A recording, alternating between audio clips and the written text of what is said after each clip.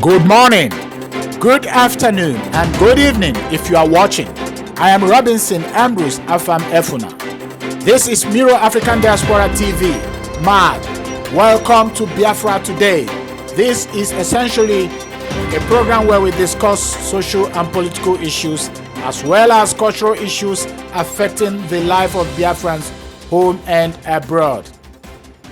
In today's program, we would like to talk about the rat race squabbles of the Igbo Biafrans.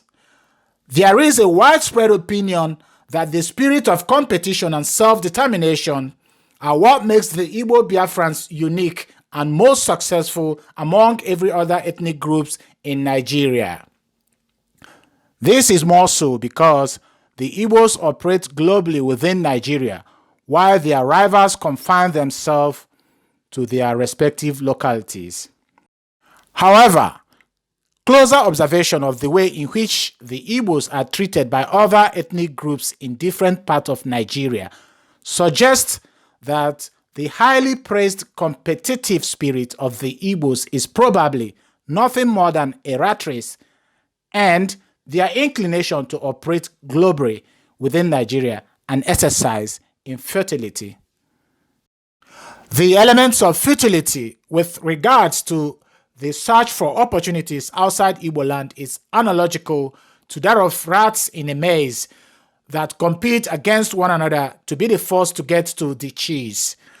The cheese is merely a measly reward, yet the rats continues to compete for this vain thing as a prize. The penchant of the Igbos to establish in another man's land has obviously deprived them the ability to create a collective future as an ethnic group and jeopardize their survival as a cultural entity in a multicultural society.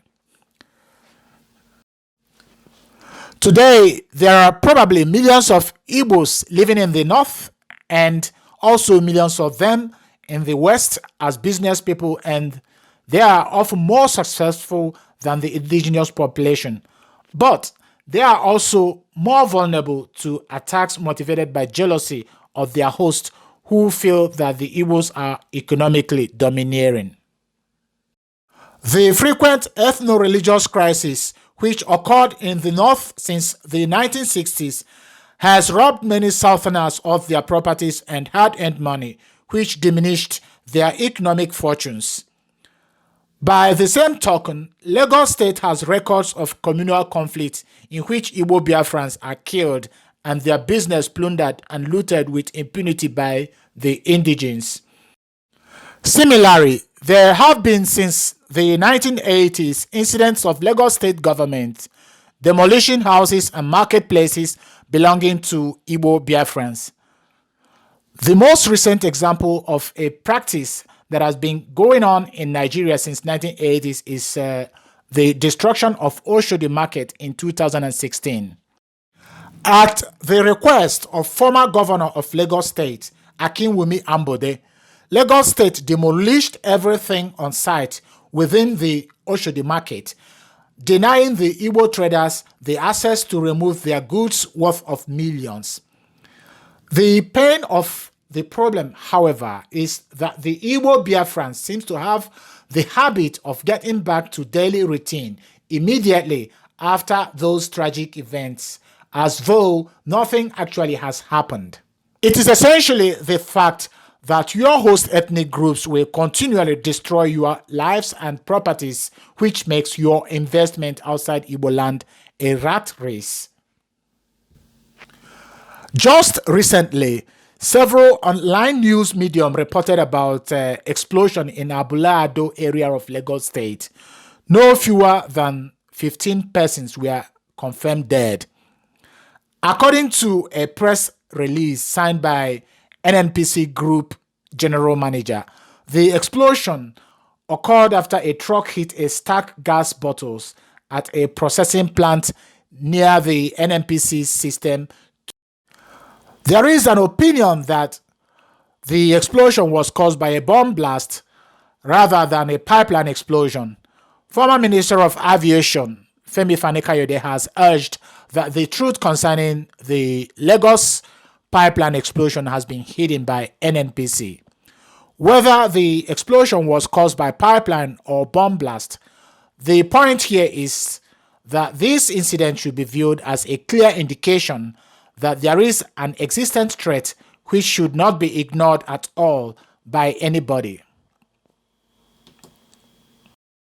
A statement which was put out by the Fulani National Movement, FUNAM, few days after the explosion in Abule Ado area of Lagos, is seen by some media pundits as an indication that perhaps an Islamic terrorist group is behind this explosion. We may recall in this respect that the Nigerian Chief of Army Staff, Lieutenant General Tukur Buratai, had on 2nd of February 2020 stated that the Boko Haram sect is in Lagos. This was also confirmed by a Lagos State government official who told Post newspaper during an exclusive chat that members of the Boko Haram sect were arrested in Lagos City in December 2019 and that the fear of terrorists invading Lagos was partly the reason for banning commercial motorcyclist Okada from the city center. I would like to conclude this topic by asking us what should be an existential question which Wanda asked her children. Wanda jụrụ ụmụ ya sị, ugboro ole ka ihe ga-eme unu tupu unu amara ihe? In this respect, I would like to appeal to us to take note of the time in which we are and what we are currently facing as a people. Again, akwa naanị osisi ka agwara na a ga-egbupụ ya echi ọkpọchie ntị kwuru ofu ebe. That's basically it for today, and thanks for watching Miro African Diaspora MAD. Please subscribe to our YouTube channel and click the icon bell to be notified anytime we post a new video. Thank you.